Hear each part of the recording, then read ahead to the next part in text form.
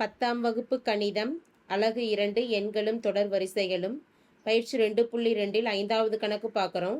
P1 x power 1 P1 power x1 பெருக்கல் P2 power x2 பெருக்கல் P3 power x3 பெருக்கல் P4 power x4 equal to 1,13,400.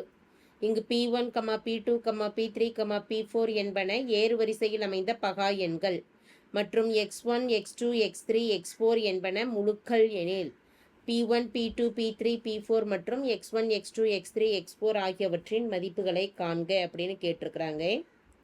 இதில் கொடுக்கப்பட்டிருக்கக்கூடிய எண்ணை நாம் வகுத்தரலாம், பகா எண்ணால் வகுத்துக்கலாம். ஏறு வரிசையில் அமைந்திருக்கக்கூடிய பகா எண் 1,13,400. இந்த எண்களை பகா எண்களால் வகுத்துட்டு வரலாம்.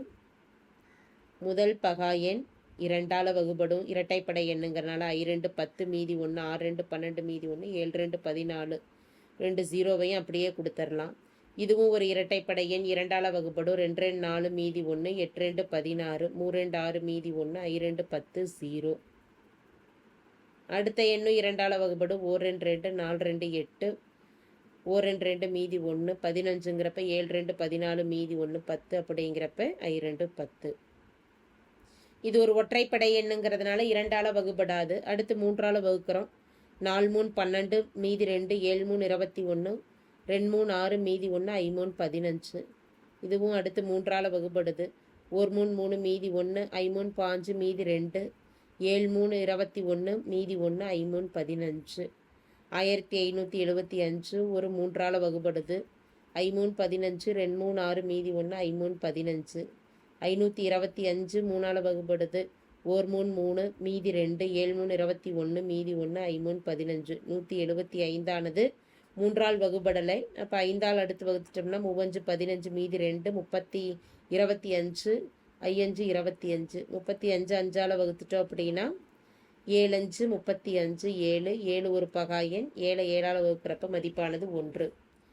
கொடுக்கப்பட்டிருக்கக்கூடிய எண் 1,13,400 எப்படி பிரிச்சிருக்கிறோம் அப்படின்னா 2ஆல் 3 முறை வகுத்திருக்கிறோம். அப்போ 2 பவர் 3ன்னு எழுதிடலாம்.